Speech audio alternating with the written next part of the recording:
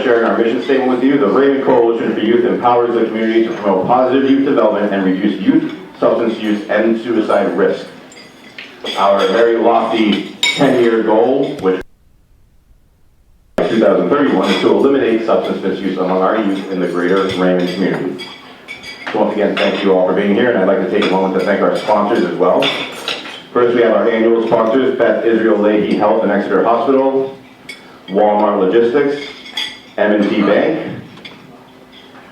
Our legacy sponsors, the Raymond Area Rotary Club, New Hampshire Tobacco Prevention and Cessation Program, AmeriHealth Caritas, New Hampshire Healthy Families, New Hampshire Electric Co-op, WellSense Health Plan, Ridge, these are our apartment sponsors, Deerfield Family Dentistry, Northeast Woodworking Products, our education sponsors, Edward Jones, the Office of Dustin Ramey, the Town Cabin, Candia First Stop, and the Barnyard Outdoor Venue, Palmer Gas and Oil, Youth Well New Hampshire, and I believe that is it before you look at the next slide. Yep, okay, so I need everyone to raise their hand, please. Just one hand. If you have been to 10 or more now of these events, please lower your hand. If you have been to between 5 and 9 of these events, please lower your hand. If you have been to between 5 and 2 of these events, please lower your hand. So we have all these hands up. These are all first timers here this year. This is awesome. Thank you so much for being here. We hope we're able to deliver on your expectations. We have an excellent morning planned for you. So again, I just want to thank you for the third time for being our guest this morning. And with that said, I'm going to turn it over to the executive director. And also you have your books in front of you to highlight everything we've done over the year. But without further ado, I'm going to hand the mic over to Celeste Clark, the heart of the coalition.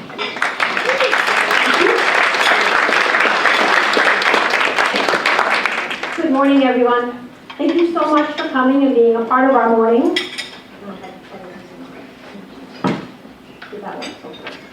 I would like to say thank you to Patrick. He's our board chair, and he's been part of the coalition for too many years now. But now he's, like I said, he's risen from being a volunteer to being involved with the coalition at a regular level, and now he's the chair. And he also runs our after-school program for our elementary and middle school children to keep them safe during the hours after school, and his heart and soul is in the coalition. I'm grateful for him.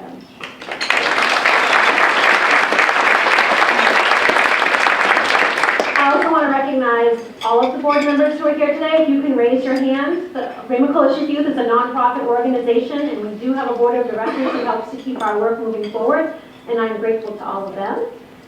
And my two staff members, Pamela Turcott and Pam Baker.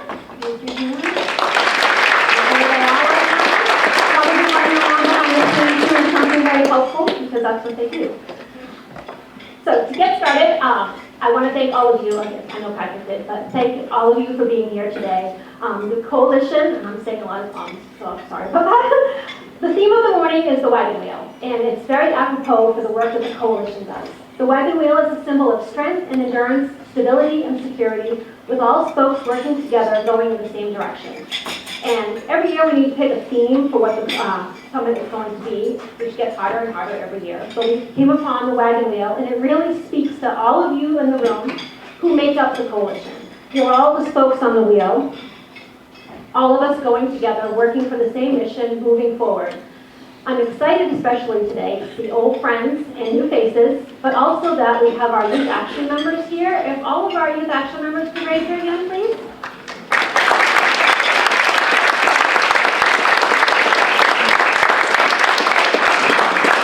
Ms. Baker and I are constantly telling them that the adults in the community care about them and their voice and what is important to them, and this event is a great bringing together of all of the people who are part of the coalition and the young people to see how many adults in the community really care about them and helping them succeed. The wagon wheel is very much like our messy map, which hopefully when you were walking in, somebody gave you a sticker to put on the board out in the hallway. I was told if you didn't get a sticker to make sure you get one before you leave so you can put it on that board. But that really highlights all of the people who make up the coalition and all of the work that we do. The coalition is not one person, it's not just me, it's really everybody working together. I got involved as a mom with 4 boys who wanted to make a difference. In front of you, I don't know if you've noticed, you have a mug. That's your takeaway gift for today. But it has a message on the back to be the person you needed growing up. And if you think about that, sometimes we're all growing up constantly, right? We're all learning new things each day. But if you think back to when you were in school, and if you can think about somebody who made a difference in your life, somebody who might have made a comment or a suggestion, or to help you make better choices when you were moving along through your journey. We don't often talk about substance misuse prevention, but it's very important. And I can remember, as I was preparing for today, I had a math teacher, and every Friday he would say, make sure you don't go burn any of your brain cells this weekend. And he said it every single weekend. And it may not have had everybody in the class listening, but that, obviously I remembered it, so other people in the classroom probably remembered it also. And that helped keep them on track, hopefully. Substance misuse prevention work really isn't too difficult when you think of how basic it is. It's just getting people to buy into it. So if we can increase awareness and decrease access, we can reduce use. So the easiest way to put this, if you think about it, is if you go to the doctor and the doctor says your levels came back bad on a report and you need to make better choices. You need to cut sugary drinks out of your diet. So you go home, you go shopping, you can't have sugary drinks in your house, so they're not in your refrigerator. You go to work, you take sugary drinks away from being at work. If you do those steps, you will reduce your consumption of sugary drinks. It's the same way for substance misuse. If we can increase awareness about the dangers and harms of substance misuse and decrease access, we can reduce use. October is Substance Misuse Prevention Month, which is why we have our summit this time of the year, so we can have these conversations about how important our work is. I was talking with a treatment provider the other day about for teenagers who are getting in trouble at the high school and for vaping.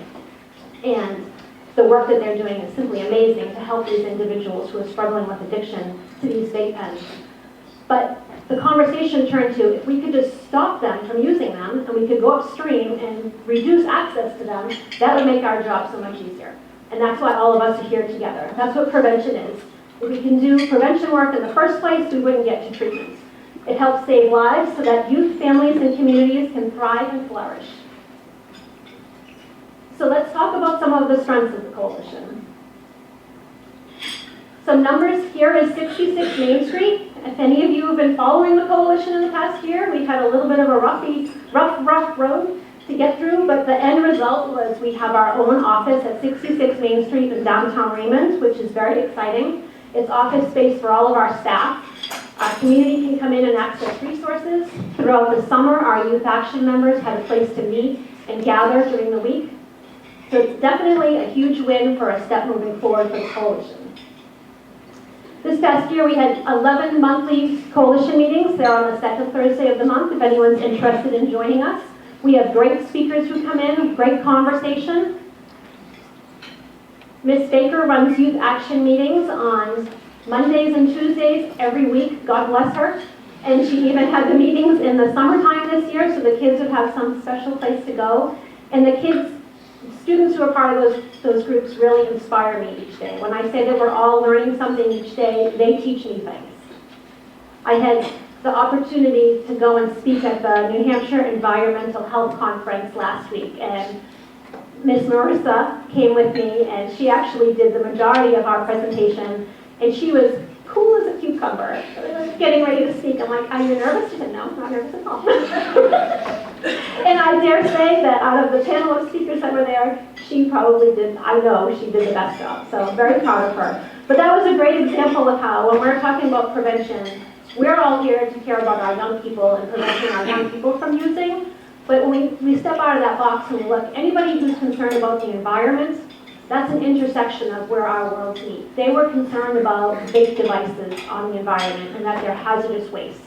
And what's leaking out of these devices when they're being thrown on the ground, be it tobacco or high-potency THC. So how do we have those conversations where we bring different groups together and realize that we're working towards the same goal?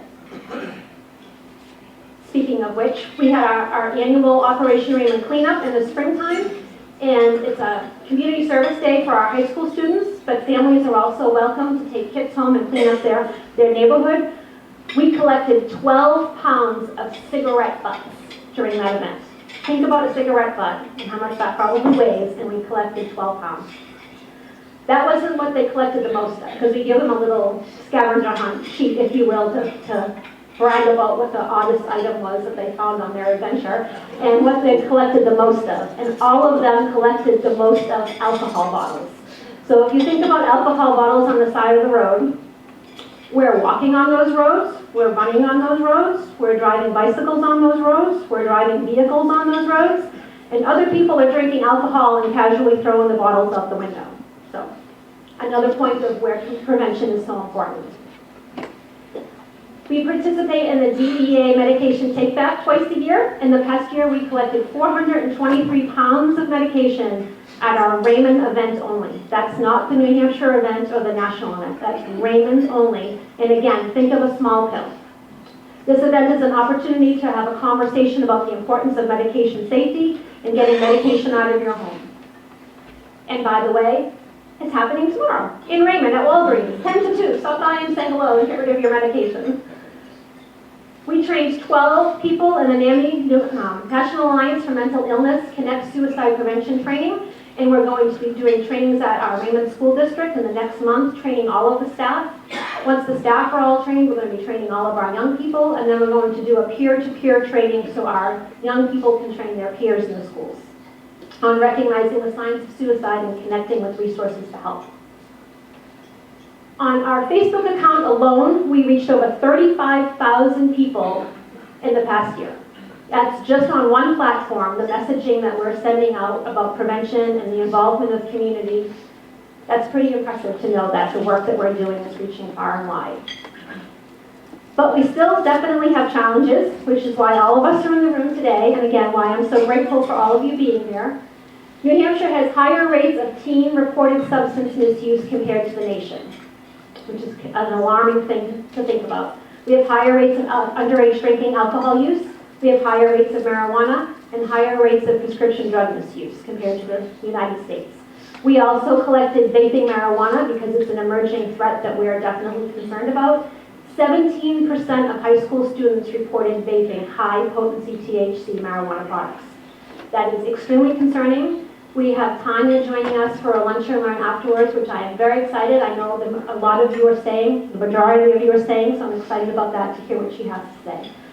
We can only beat the drum so often, we get sick of hearing me talk about it sometimes maybe, so we're bringing an expert in from the outside to talk about it. So why is it such a concern? Why is it such a problem? We did focus groups through the end of the spring and the summertime with adults and youth. We had these conversations. What is the issue that we're most concerned about? And it continually, all of the groups looking at the data came back to marijuana being the main concern that they're concerned about. Why is it such a concern? It's everywhere you look. It's in the media. It's in movies. It's parent use. Peers don't disapprove of it. There's a lack of awareness. Self-medicating. We hear in the news things on social media. It's great for your anxiety. It's going to help you sleep. You would think it was the miracle drug. So people need to be made aware it's not necessarily a miracle drug. Ease of access. And the biggest one is the lack of awareness and understanding of the harms. Marijuana is illegal in New Hampshire. It's been decriminalized, and we do have therapeutic cannabis for people who have qualifying conditions. We did a little research, so this was yesterday on the therapeutic cannabis site in New Hampshire, just to give you an idea of the potency of today's marijuana. When we think about marijuana from the 70s and the 80s, it was around 3 to 5%. Today, well, I should say yesterday, if you were able to get a pre-rolled marijuana joint, which Miss Charpot was with me, and she's like, oh, isn't that convenient? They roll them for you now. So they have the THC level in them, if you look, it's 34%, 24%, 31%, substantially higher than what people think it is. When we talk about those vape devices that 17% of our high school students report using, that if you talk to any school administrator, there's a few in the room, they will tell you this is an issue. This is something that's definitely an issue for our young people. The THC levels on these are 74, 81%, 82%. Very high levels of THC.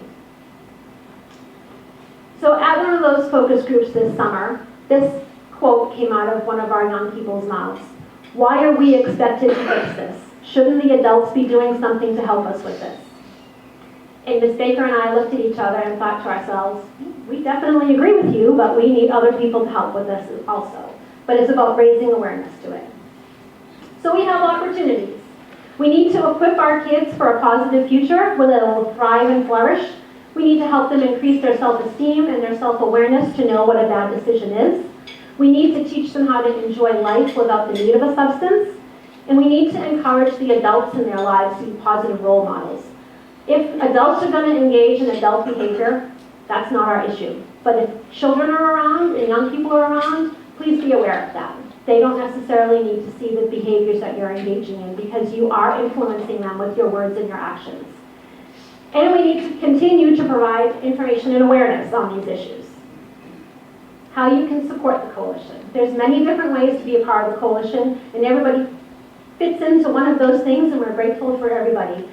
One of the things is cheering a nonprofit on and cheering the coalition on, and I can tell you, again, I referenced the past year being a little bit difficult for us, but in that process, there were a lot of people who support the coalition who are on this side saying to continue the work that you're doing. It's so very important. We're so grateful to have this organization in our community. So while we have these people over here, which are a small amount of people being negative and saying awful things, we were able to ignore them because of the cheerleaders we had. And that's very similar to the young people. They have a lot of chit-chat over here and a lot of things rumbling over here, encouraging them to do bad things or make bad choices.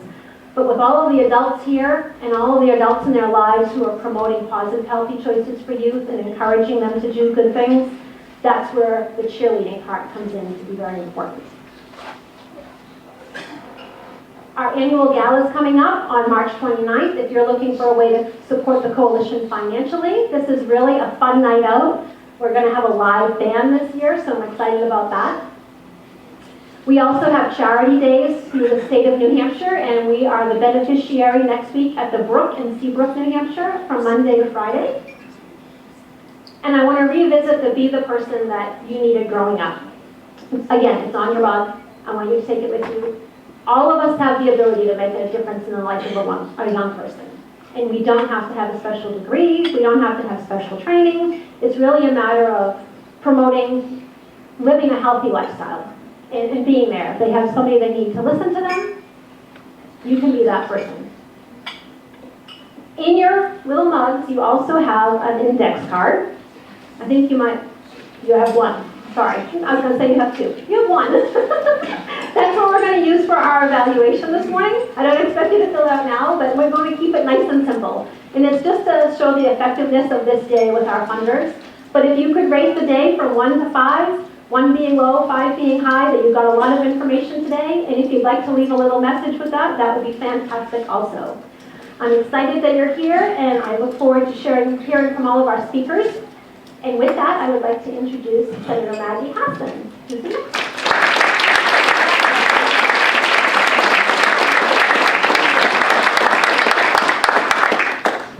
Well, good morning, everybody.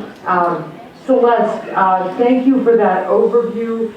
Congratulations to you and the coalition for all the work you have done this year, the last 11 years, and the progress you've made, understanding that we all still have progress to make. And it is really also fun to be here and to see really who the coalition is. It starts with our young people, our students, so thank you all for being here and for the work you do.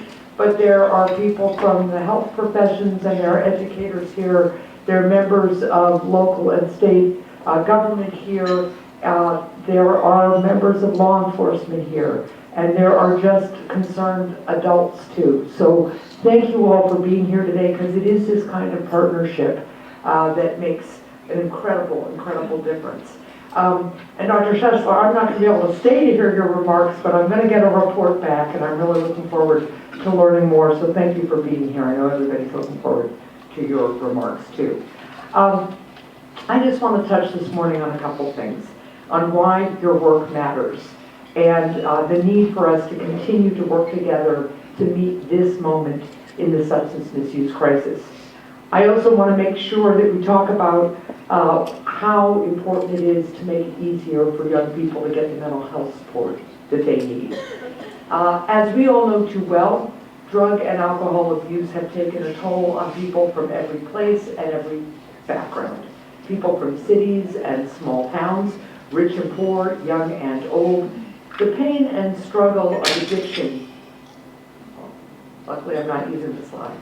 The pain and struggle of addiction doesn't discriminate with regard to a person's faith, political party, or economic status. I'm sorry about that, yeah. For young people especially, it's been heartbreaking to witness countless promising futures lost to addiction and overdoses. It is rare for me to go to an event in New Hampshire and not have somebody come and talk to me about a loved one that they have lost to addiction, to mental illness. It is prevalent and it is ongoing work to combat it. We've seen the toll that mental health challenges have taken on young people, and we know that to respond to both substance misuse and mental illness, we need ongoing evidence-based and really concerted action. Sometimes, as you know, substance misuse and mental health challenges go hand in hand, with young people who are depressed or isolated becoming more susceptible to addiction. And even beyond addiction challenges, in general, more young people are experiencing depression, anxiety, and even thoughts of suicide. That's true in New Hampshire, that's true nationally as well. To be blunt, the issues that the Raymond Coalition for Youth tackles, addiction and mental health, are really, really hard issues. But each of you here has shown the power of vigilance, dedication, and hope. A hope that recognizes that despite the obstacles we face, each and every person matters, and that every single person can get better. Nothing less than people's lives, our children's lives, depend on us keeping up this fight. For years, the Raymond Coalition for Youth has done the hard work of saving people's lives. By raising awareness, dismantling harmful stigmas that often prevent people from getting the treatment or support that they need, and connecting young people with addiction specialists, you're making a tangible difference in the fight against addiction. Your focus on mental health also makes a difference by helping remove barriers to care and raising awareness about the importance of this issue. Young people have also led the way in speaking up about the need to expand access to mental health care in schools and throughout their communities. Your work is essential to helping get more young people the mental health care that they need and letting them know that whatever challenges they may be facing, they don't face these challenges alone. And I think that's really, really important. I hope that you know that your hard work matters, that your dedicated efforts day in and day out of trying to make sure that no young person falls through the cracks, of trying new strategies, sometimes failing, but going back and trying again.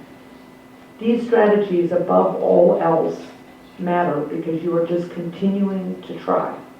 Summits like this one help community leaders, providers, and advocates all across our state continue to learn from best practices and develop better approaches to helping more young granite staters, because we know that our best chance for success is always when we find ways of working together. So I am grateful to be a partner in your efforts to get more young people the support that they need, both in the fight against addiction and in our effort to strengthen mental health.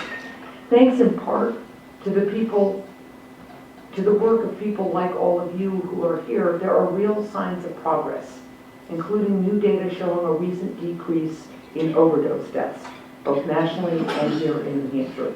And because people kept speaking up about it, in 2022, we passed bipartisan legislation that now allows more doctors and nurses to prescribe life-saving addiction treatment like buprenorphine and help more patients enter recovery. I've also focused in particular on challenges specific to fentanyl, given how deadly it is. My colleagues on both sides of the aisle increasingly understand that we need to do more on this front, and we continue to work together on a number of efforts. For instance, Republican Senator John Cornyn and I introduced bipartisan legislation that would create a comprehensive federal strategy to help prevent fentanyl overdose in children and teens. It would help schools partner with public health agencies, share best practices with one another, and allow school health centers to purchase overdose reversal medications. We all have to keep working together to ensure that children and teens know the dangers of fentanyl, especially as cartels are increasingly lacing fentanyl into counterfeit pills that some teens may buy online. You know, just with Agent Spera and others at the DEA, it is one of the things that if you're working in this field, you fail to realize, but the number of adults and teens who do not know the dangers of buying pills online is striking to us. And it's really, really important to all the young people here to get out the word that buying medication online, not only do you not know what you're really getting, the likelihood that that medication is laced with fentanyl or some other incredibly deadly synthetic opioid is really, really high. And so we got to get that word out too. On the mental health front, I've been encouraged by my conversations with young people, teachers, and mental health care providers who say that there's been a greater understanding of why mental health matters. More young people have had the courage to ask for help, and more grown-ups are willing to listen. I recently visited Southside Middle School in Manchester, where I saw the difference that the federally funded Project Aware program has made in ensuring that schools have more mental health resources and are using evidence-based approaches. And the most encouraging thing to me was that the young people were able to tell me about the increase in tools that they had at their disposal to deal with their own feelings of stress and anxiety, and the kind of work they were doing to reach out to their friends. And that, of course, is where this kind of change starts, because peer-to-peer help and support is really kind of the foundation for helping a whole community grapple with things like depression and anxiety. I'm also grateful that thanks in part to the advocacy of Granite Staters, we now have the 988 National Suicide Hotline to help save more lives.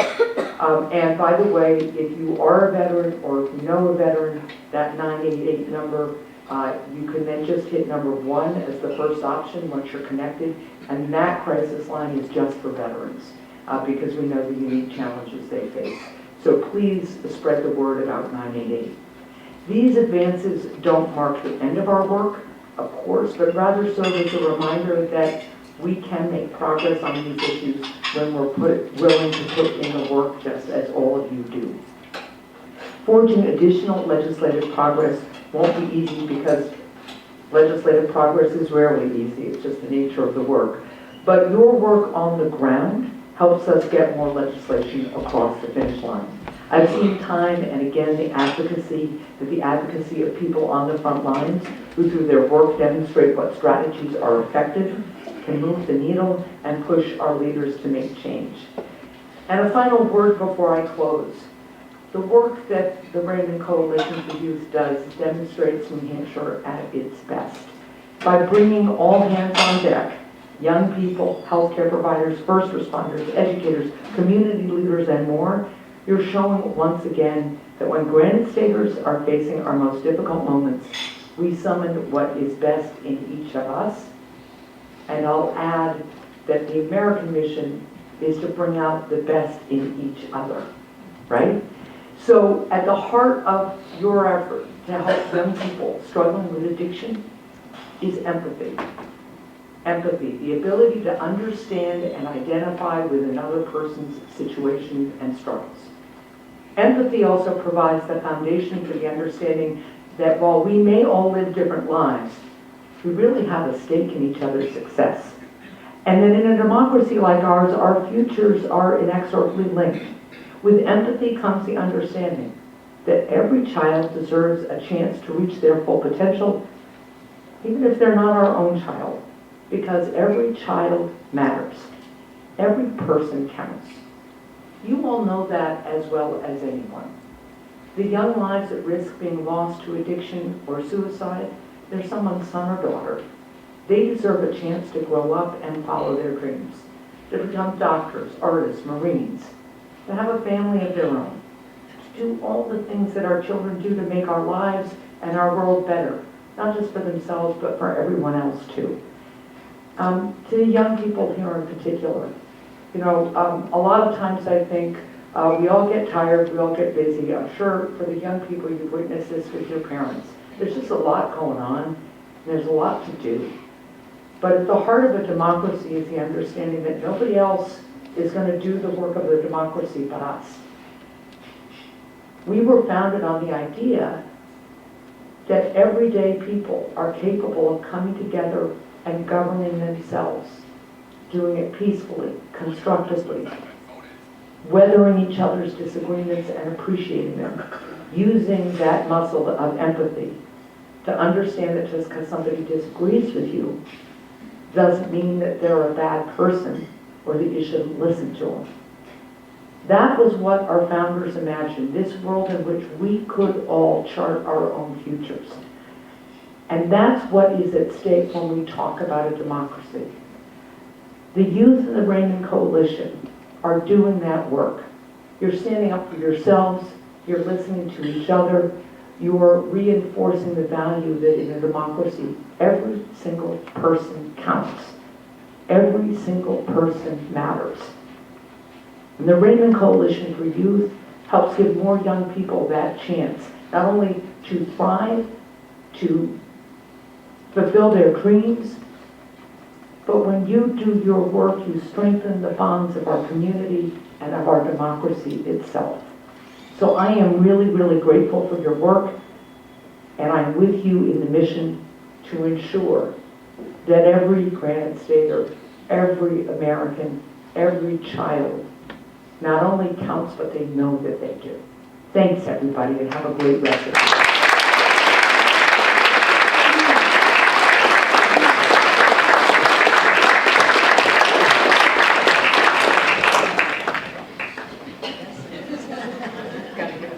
Thank you, Senator.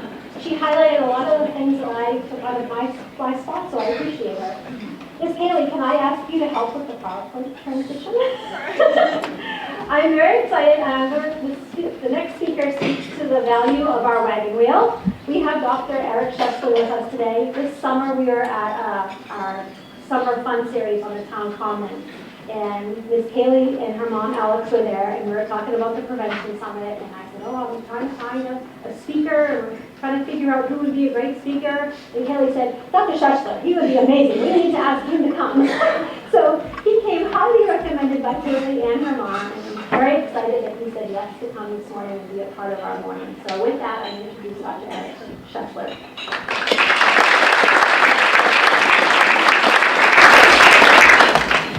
Good morning, everybody. So as I mentioned, I'm Dr. Erik Shessler. I'm a general pediatrician, and I work in Manchester and Bedford, and I happen to live in Hooksett. So this presentation, once we get it all up, it was, first of all, very artfully organized by Kaylee, so thank you very much for doing all that kind of stuff. It was also reviewed by my two teenage daughters. So I have an 11-year-old and a 15-year-old. So I work with tweens, teens, and young adults all day long. Clearly, it's something I love doing, and it's frankly a great privilege and something that I really enjoy. So that's what we're going to talk a little bit about today, is kind of thinking about what's going on in that adolescent brain, and why do we notice some of the unique challenges that come up at that age. And I phrase it in that way on purpose, because it's really one of those, it's a unique age, it serves a developmental purpose, and so there's certain parts of our brain that are functioning at higher levels at that time on purpose, because it serves a reason for that. But as a result, we're going to see some unique situations that are going to be at risk for some certain pitfalls and things like that we want to make sure that we're aware of. So a couple of quotes that we're going to start with just as kind of a fun one, and I'm going to say the ones that I can remember without the slides first, and then we'll use the ones that I need the slides for afterwards. So I had a mentor that used to say that adolescence is temporary psychosis with a good prognosis. And so I don't mean psychosis meaning the medical term of psychosis, but just that idea that you can take some brilliant individuals as teens and young adults who will sometimes make decisions that adults later on will look at and be like, what were we thinking at the time? Why was that going on? But if we love them enough, support them enough, and help them through this scenario, we'll have wonderful outcomes. And so we're going to talk a little bit about later on how teenagers also have some unique skills. They have superpowers. And one of them is what Senator Hassan just mentioned before. They have empathy. That is a superpower that teenagers have that is at higher rates than, at that time than almost any other times in our lives. And so we can take advantage of that enthusiasm, that passion, and that empathy, and be able to help kind of keep teenagers in general more healthy as we go. All right, so we're going to talk a little bit about science about brains. We're going to talk a little bit about what we see in tweens, teens, and young adults. And then we're going to talk a little bit about how we can improve our support. So a little bit about kind of tools like how do we talk to teens about suicide, depression, substance abuse, things along those kind of lines that aren't always in everybody's wheelhouse of feeling comfortable to kind of talk about and address. So that's what we're going to do today. So we're going to go over some fun quotes first. So this first one's a little bit long, so I'll read it, and then everybody will get a sense as we go. So this is from Marcel Proust, so a philosopher and French author, kind of late 1800s, early 1900s. So the characteristic feature of the ridiculous age that I was going through, awkward indeed, but by no means infertile, is that we do not consult their intelligence, and that the most trivial attributes of other people seem to us to form an inseparable part of their personality. So quick part about that is just that idea like, hey, we're not always making smart choices, but our bodies work great. We got to be careful that we don't necessarily want to run into issues with fertility and things along those kind of lines at the time. And then later I could look back at things in a more practical way, in full conformity with the rest of society. But adolescence is the only period in which we learn anything. And there's a purpose for that too. So we're going to think a little bit about like why is our brain so ready to do this learning at this kind of time frame. Next one, so Mark Twain. When I was a boy at 14, my father was so ignorant I could hardly stand to have the old man around. But when I got to be 21, I was astonished at how much the old man had learned in 7 years. So any of us who have ever worked with teens or had our own teens will notice like as soon as our teen hits 12, our adult IQ drops by half. Like instantly we don't know anything. But a little bit later on you get to a scenario where like, wait a minute, they actually have some wisdom that we've accumulated over time. And again, this serves a purpose. There's a reason why this kind of thought process kind of comes up. And then we got to think about some modern day philosophers too. So Taylor Swift, oh darn it, it's not going to pop up, the line's going to hide. But all right, we'll see if folks, some of the teenagers in the room will know this. So, the quote in there is, how did I know everything at 18 but nothing at 22? Does anybody know what song that is? Go for it. Nothing new. Nothing new, perfect. I figured we'd have somebody in there, because if I quoted that wrong, my daughter would kill me. So, this isn't new, right? So people have been thinking about this kind of idea for a long time. So we know that there's some unique qualities to being an adolescent. So talk a little bit about like why does this happen? So the picture on the right just kind of picture brain and kind of different colors of some of the lobes in the brain. So the red, you've got the frontal lobe, the yellow, you've got the parietal lobe, the blue in the back, you've got kind of the occipital lobe, the green on the side is the temporal lobe, you've got the cerebellum, which is kind of in the back, which controls balance. And then, what we're going to talk a little bit about afterwards is kind of the prefrontal cortex and kind of that amygdala and limbic system are kind of the other ones that we're going to be controlled in. And the picture on the right is just kind of a funny thing of like all of these different thoughts that go through, whether it's, car circling, angst, whatever, planking, a whole bunch of different kind of teen behaviors. But that front part, which controls kind of that executive functioning, that decision making, is still under construction at that point. Our brains continue to grow all the way up until we're about 25. But that frontal lobe really doesn't get finalized until we're in that 20 to 25 kind of range. So that grows a little slower than the rest of our brain does. So there's kind of that back to front development. So what we were talking a little bit about is the limbic to prefrontal cortex. So the limbic system and the amygdala live in the middle of our brain.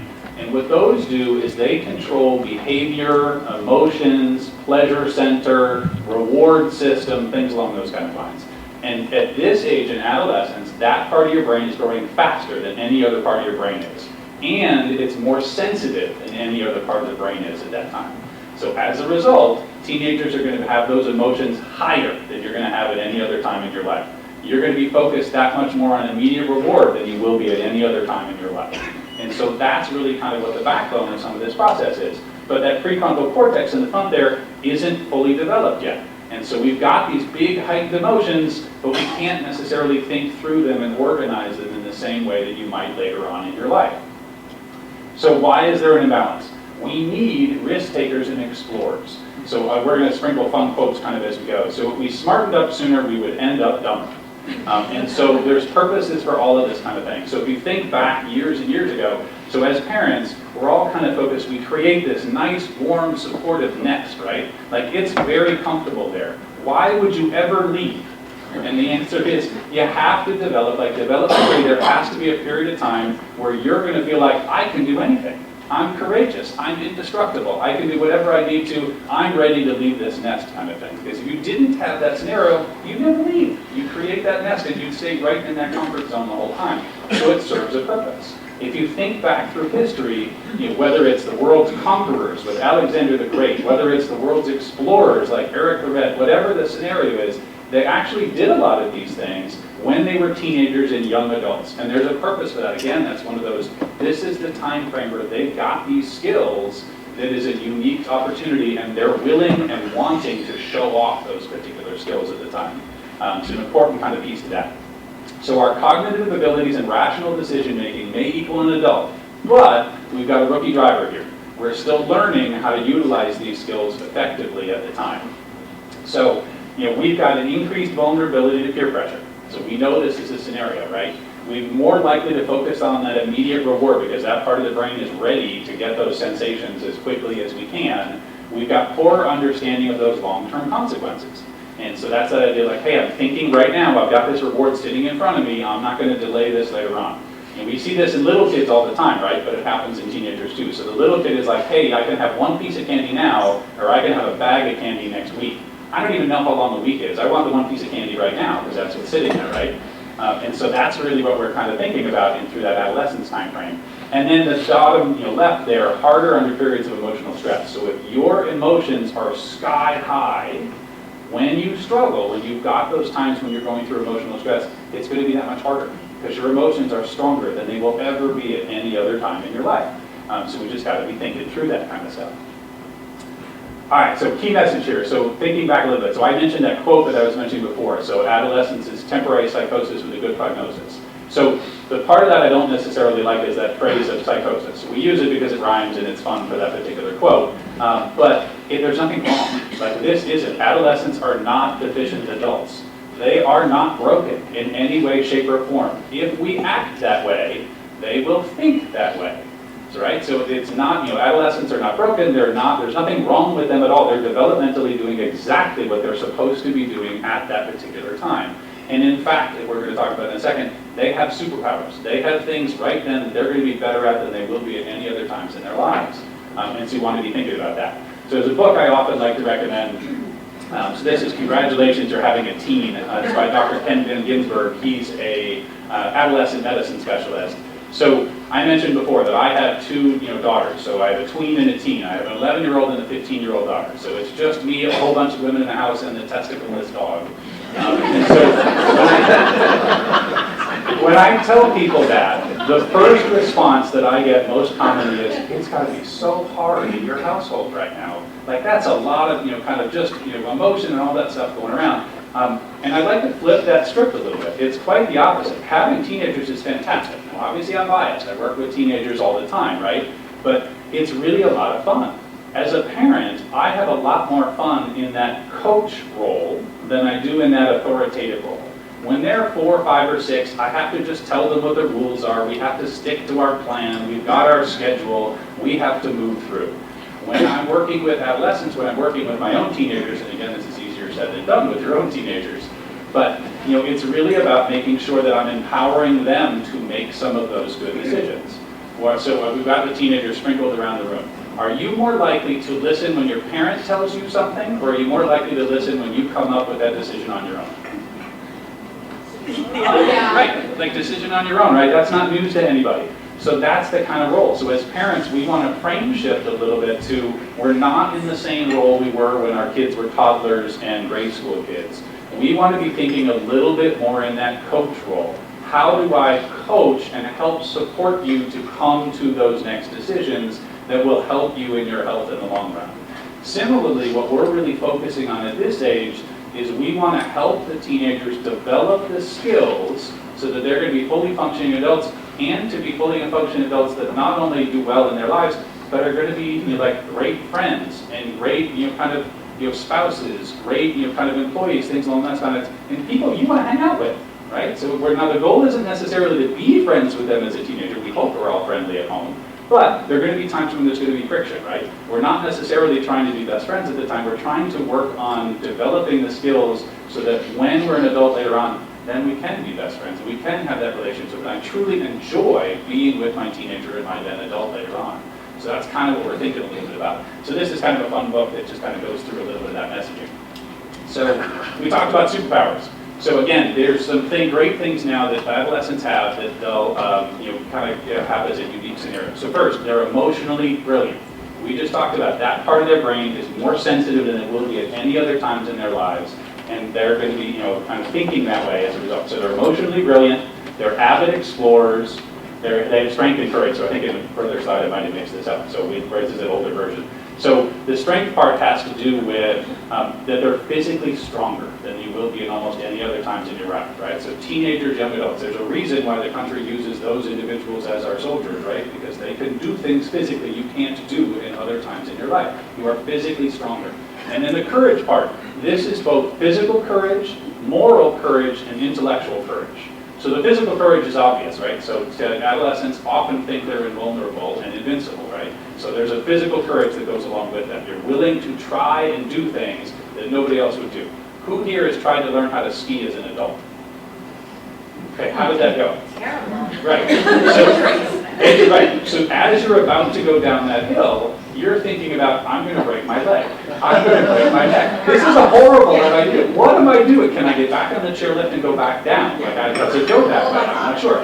Right. So, and I'm assuming everybody else learned when they were kids at the time. When you're a teenager, when you're a kid learning how to ski, how do they ski? Do they start by turning, or do they start by going straight down the hill? Going straight down the hill, right? And so, just because it's a fun story, I brought my kid up to the top. We were on Bretton Woods. So we got up to the top. I only convinced her to get all the way up to the top because there's a candy store at the top, right? So she wanted to get candy from the candy store. So we go up the top of Bretton Woods, and I'm not a ski instructor. I'm not a great skier. I get down the hill, I can do fine, but I'm not a ski instructor. And so I made the mistake of like, okay, I'm going to ski behind you. And so then if you fall or there's an issue, I can help you. Ski instructors are laughing at the moment because they're going, no, you have to go first so they can follow your turns and as we go. So essentially my daughter made one turn and then went straight down the entire thing. And in my head I'm going, I just killed my daughter. I'm going to have to watch her plow into a tree and then have to sit there and do a medical care that goes associated with this. So at that point I'm now speeding down the hill as fast as I can. And I finally catch up to her, and I'm like, all right, I have to like control crash here. So like, I don't know how to stop her. I have to do that. So that's what we did. We got to grab her and control crash. And she's like, what are you doing? I was having fun. Okay, but I've just lost several years of my life. I'm worried about you here as we go. So again, they've got that kind of physical courage. So the moral courage is thinking a little bit about, so as adults here in the room, how many people have heard their teenagers say, but that's not fair? Right? Everybody. That's a common scenario. So they have that moral courage. They will recognize the, kind of the injustices in the system, with their peers, with their siblings, everything along those kind of lines. And that's a heightened emotion. They're more aware of that at that age than almost any other time. And then there's intellectual courage. And that has to do with like, they want to challenge the status quo. We need new knowledge. We need, like, I want to think outside my boundaries. I want to kind of learn new things. And just because that's the way it was does not mean that's the way it should be. And so that's an important kind of skill. And again, if we think about it, we wouldn't learn anything if we didn't utilize that skill. So that previous quote is, it's one of the only ages we learn anything, because it's one of the only ages we're that willing to challenge the status quo and learn new things. So that is clearly a superpower. So adults need to pay, so this is the emotion piece.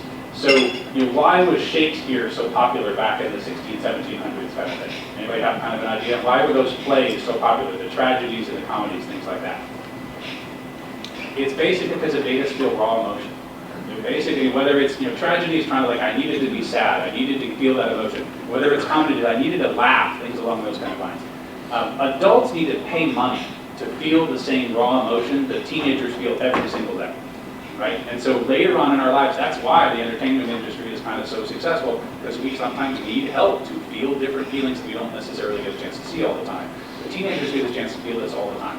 So we just have to kind of think about that. When you see that emotion where like the emotional explosion, so when that speed bump became a hill, When that hill became a mountain, when that mountain became Mount Everest, there's a reason behind that, and that's okay. And we just have to be kind of thinking through that as we're kind of aware of what's going on. But there's also that piece where I think we're missing one of the slides in there that just says, with great responsibility, with great power comes great responsibility. So where does that come from? Spider-Man. Spider-Man. Who says it? Uncle Ben, right? Peter Parker's uncle. Uncle Ben says that. So with great power comes great responsibility. And this is where it gets a little bit out of order. Hold on. Apologies. So the great power, great responsibility. So we have to have goals. What is it that the teenagers need to be achieving during this age? So, right, like they've got this wonderful power. So superpowers are fantastic. So if you're Superman, I can bench press a train. That's awesome. But I'm also going to break a lot of doorknobs because I don't know how to regulate that strength. I can throw a car for a mile, but I don't know how to slow down that strength so I don't break that doorknob so I get out of that room without walking through a wall or something along those lines. So same idea. Teenagers need to learn some skills so that we can utilize and harness those superpowers for them to be as successful as they're going to be over time. So, three things that we're all kind of focused on. Who am I normal, and do I fit in and how? This isn't new. All of us as adults continue to struggle with some of those kind of things. I know when my father kind of retired, he was like, I'm not sure what I want to be when I grow up. I'm like, okay, we're thinking through at a different stage in our life, but he's still wondering that particular question. But with teenagers, this comes up all the time. So you'll hear teenagers, might say something along the lines of like, I'm the type of person that wants to do blank. Well, we've only been alive for 15 years. How do you know what type of person you are yet? But it's just, that's part of that process. That's always going through their mindset when they're thinking through this. So who am I normal, and do I fit in? And so when they don't fit in, they're much more vigorous. That feeling is going to be much brighter and stronger than it would be at other times in your lives. So we all wonder these, but they're more intensified in adolescence. And in particularly, what skills do we need to learn? One, we need to learn to recognize those feelings, right? So that we're there. When I'm sad, I'm feeling sad. When I'm feeling anxious, I'm feeling anxious. When I'm feeling upset, I'm upset. So sometimes it's more of that big explosion, but we have to kind of think through it. So it's in that adolescence time frame, we want to be able to identify those feelings for what they are. So that's one of those first skills that we got to be able to learn. Second is we have to be able to manage and match those feelings to the situations. So when it's a speed bump, it's a speed bump. When it's a hill, it's a hill. When it's a mountain, it's a mountain. When it's Mount Everest, it's Mount Everest. But I don't want a speed bump to be Mount Everest every single time. So how do I learn how to regulate that kind of stuff? And that's a skill. It requires practice. It requires self-reflection to kind of think through that.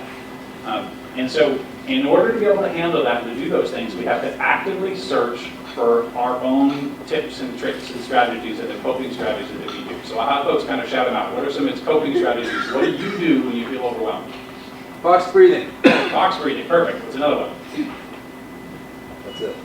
That's great. I got you. What's somebody else's coping strategy? Music, perfect. Go for a walk. Exercise, walking, fresh air, right? Turns out two of the best things, or I should say three given the box breathing. Three of the things that are the best for coping strategies are breathing, fresh air, and sunshine. Like, we can do these things. We can do exercise. We can get outside. We can move around. Those things are fantastic. There's lots of other coping strategies, right? They're not all healthy for us. So, for example, throwing something, punching something, right? Cutting. They are coping strategies. They're maybe not the healthiest coping strategies. We want to make sure that we're coaching through on additional, kind of alternative coping strategies, but they are coping strategies. And so we have to kind of think through how do we come up with our best tips and tricks and strategies that aren't going to cause any problems and aren't going to cause any harm for us. And hopefully through this exploration we find our passion. So we talked about before that we want to figure out like who am I, how do I fit in, what's my role. As we're exploring this kind of stuff, maybe it turns out in listening to your music, you're going to be the next Taylor Swift. Like, maybe through your kind of exercise, finding that as a coping strategy, that's going to be your thing. You're going to be an Olympic athlete, or just somebody who runs because it's fun, or you're going to help coach kids do taekwondo, or whatever the scenario is. That your job is to explore things. We utilize those skills. They're avid explorers. I want you to try a whole bunch of new things to figure out what are your things, your best coping strategies, and then hopefully find your passion as we kind of work through. So we got to build our toolbox. We just talked about deep breathing. We talked about music. Reading is a phenomenal one. Exercise is a good one. Good sleep is another key one that people often kind of forget. That like, if I'm not sleeping well enough, what happens to my emotions? we're going to be a little bit of train wreck, right? So none of us, are going to be built to be able to handle the different things in our lives if we're not sleeping well enough as an idea. So, a couple of fun stories. We have to have multiple things in our toolbox. We can't just have one. So I love doing exercise. It's a great idea. If I'm grumpy at home, hopefully it doesn't happen too often, but if I'm grumpy at home, my teenagers will literally say, Dad, go for a run. Go do something, and then we'll have this conversation after you've gone for your run. And things go smoother for me, they go smoother for her, and everybody goes better. But when I'm at work and I'm seeing patients, and I'm seeing 25 patients for the day, and I work through a situation that's difficult, and I have to kind of debrief for a second, I can't just leave and go for a run. So that's great, I identified one particular coping strategy, but I can't apply that in every scenario that I'm individually in. So I have to come up with something else. And so one of the ones I kind of joke about is something called kind of acting like a gazelle. So if you watch on National Geographic, or pick any nature show these days, or go on to Netflix and find something on there, or Disney Plus or whatnot, if you've got a gazelle sitting there eating grass, all of a sudden the lion or cheetah is chasing after the gazelle, right? And the gazelle has to take off, and they're running like crazy, and you get the whole kind of Roadrunner kind of soundtrack as they're running around the whole thing. And finally the lion gives up, and the gazelle has to go back. Now, a lot of times the video cuts off right there, but if you watch just a little bit longer, what the gazelle does is they stand there, slow down their heart rate, and then all of a sudden, and then they shake their head back down and start eating grass again. And they do that on purpose, right? Like their heart rate was going 1,000,000 miles a minute, they were running around like crazy, they were trying to escape for their lives. And as soon as they're done, they have to shake it off. Thanks, Taylor Swift reference again, just trying. So we got to shake it off so that then we can actually start eating grass again, so I can build up my energy stores so that I can run for my life again when this lion decides to try and chase me for dinner.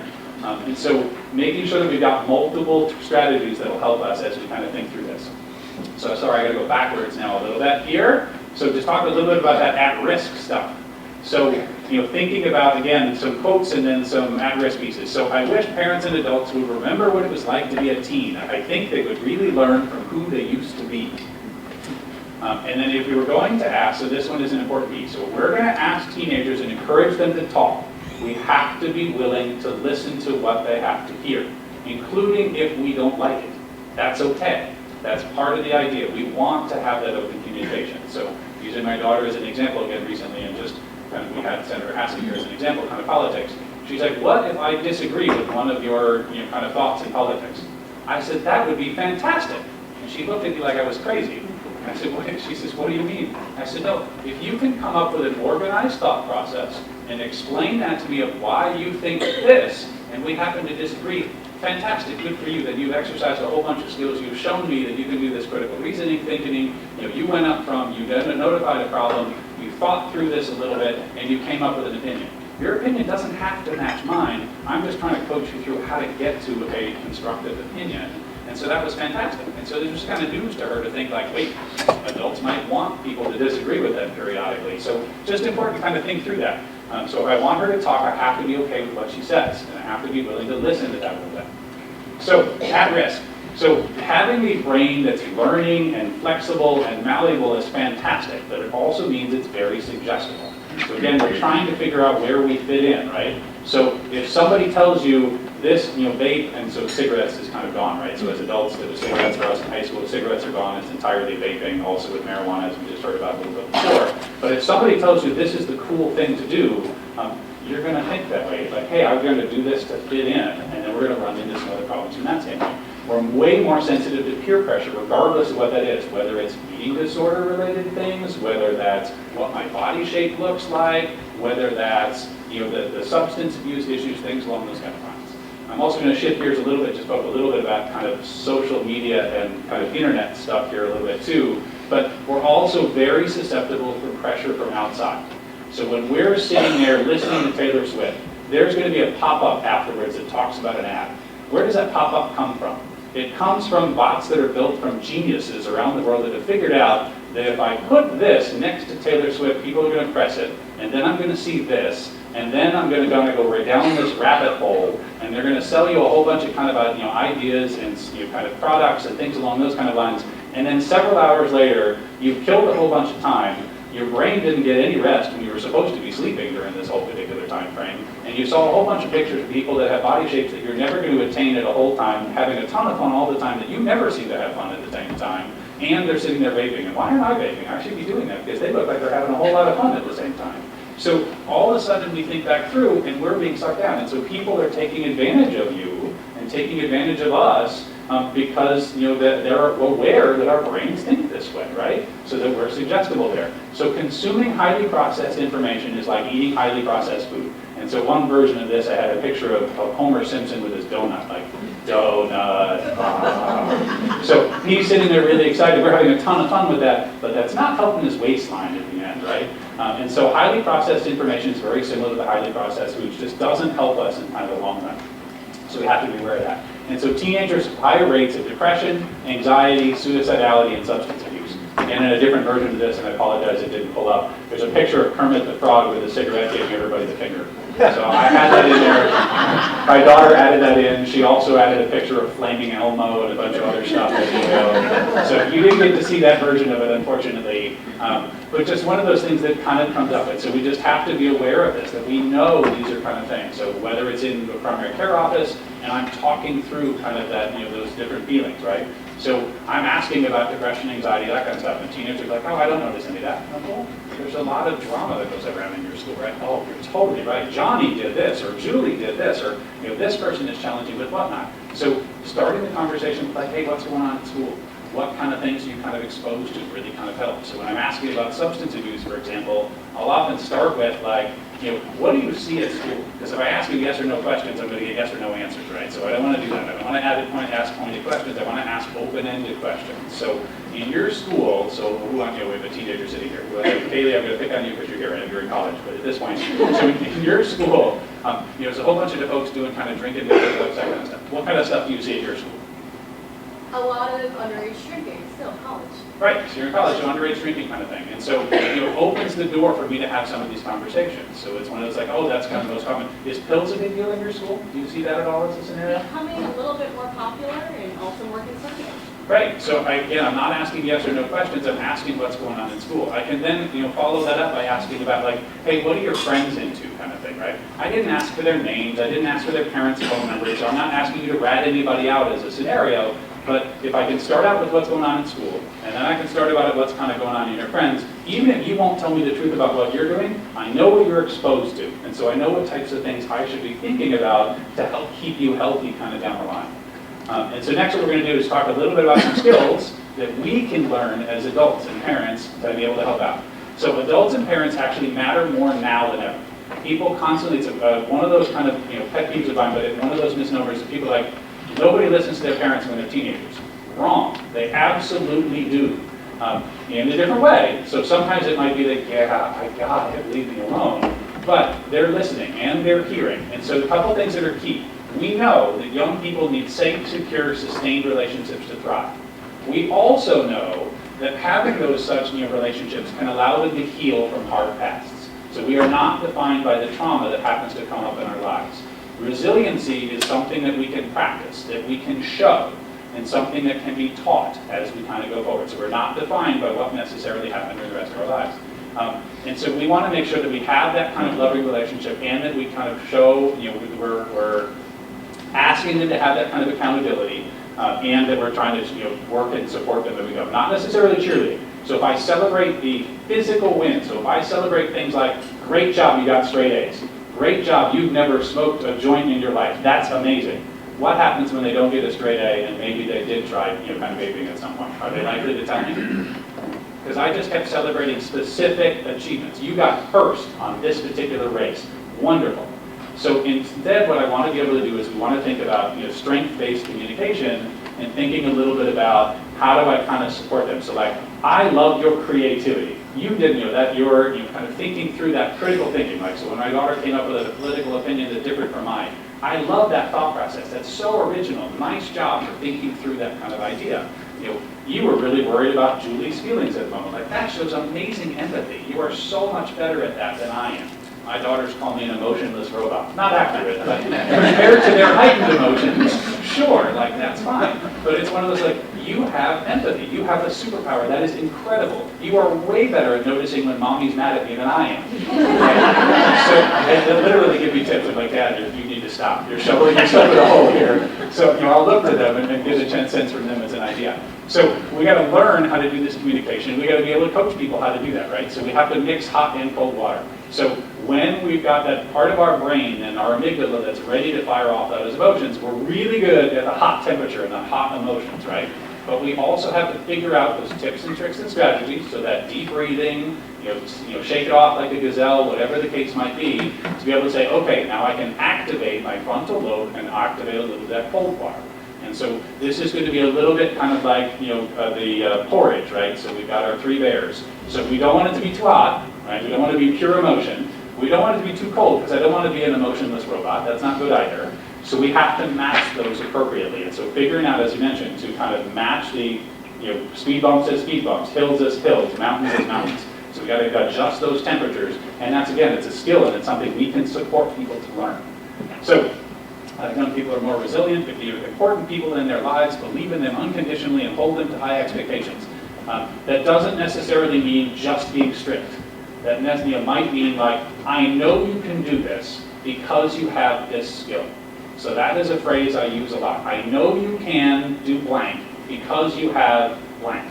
And so when we're listening, we want to be thinking through. So we want to be fighting shame, stigma, and demoralization. And so we got to listen until the genuine strengths are revealed. So what is it? What skills does this particular teenager and adolescent have that makes them prepared for whatever challenge that they're kind of going through?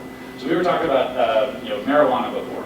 So when a teenager comes in to see me, so when a teenager comes in and they're saying like, hey, I'm smoking, right? And so they're telling me whatever they're using at the time. There's a couple different choices and avenues that I could go down. I could start with, what are you doing? You're burning your brain, you're going to fail miserably, everything is going to be failure for you kind of going forward. You keep following down this path. But that probably isn't going to help the situation, right? So a lot of folks are using it as a self-medicating kind of idea. So if you have really bad anxiety, me yelling at you and pointing at you and telling you you're going to ruin your life and you're burning your brain, does that help?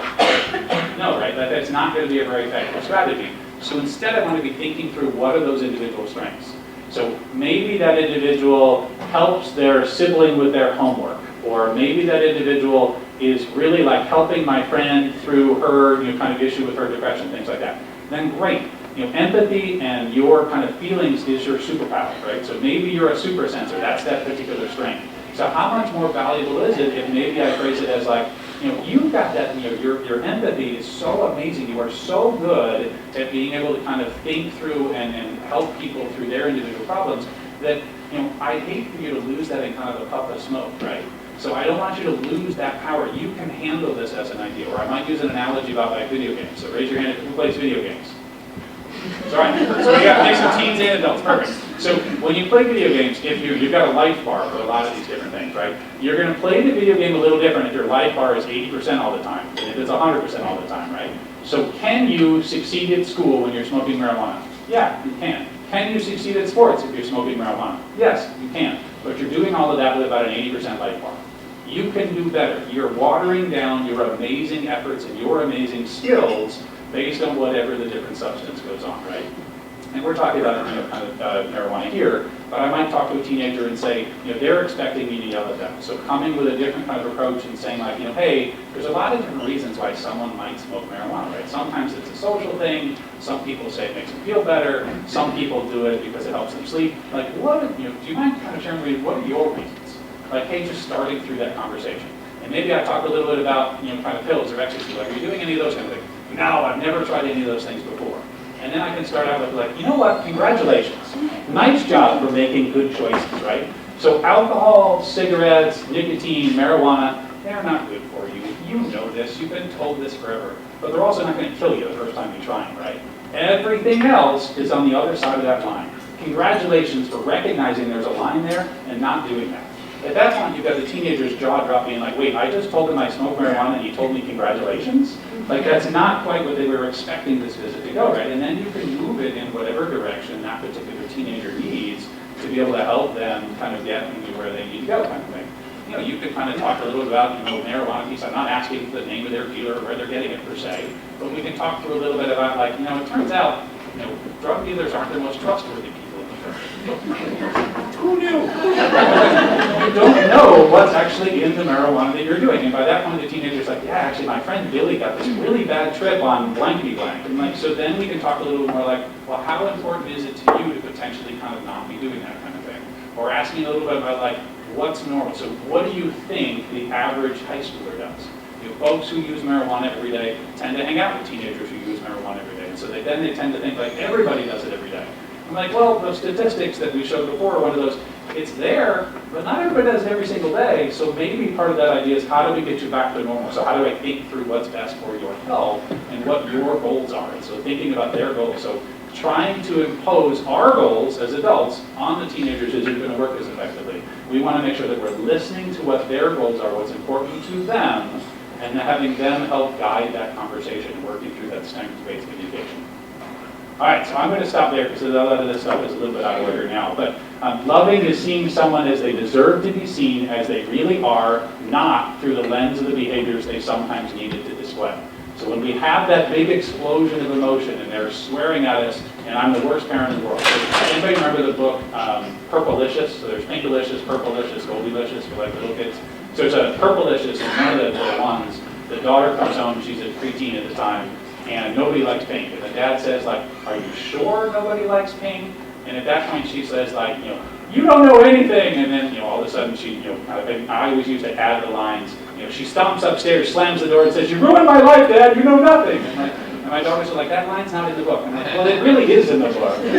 We just haven't gotten there yet. But we'll see that later on. But we might have those explosive behaviors. We might hear we're the worst parents in the world. We might hear, like, you don't know anything.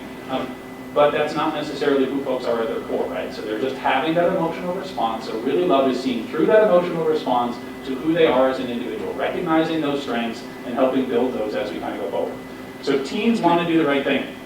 They have those superpowers, they have that intelligence, they have that empathy, and so one of the major keys is to honor their intelligence and helping them figure out how to make the right choices on their own. If I tell you what the answer is, you're not going to listen to me. If I help support you to guide to come to the answer that works best for you, that is going to be way more successful in the long run. All right, so we'll stop there, but this is that last line. I know you can because you have blank. So feel free to steal it, use it as you go, and then the last thing I just wanted to be able to show is this.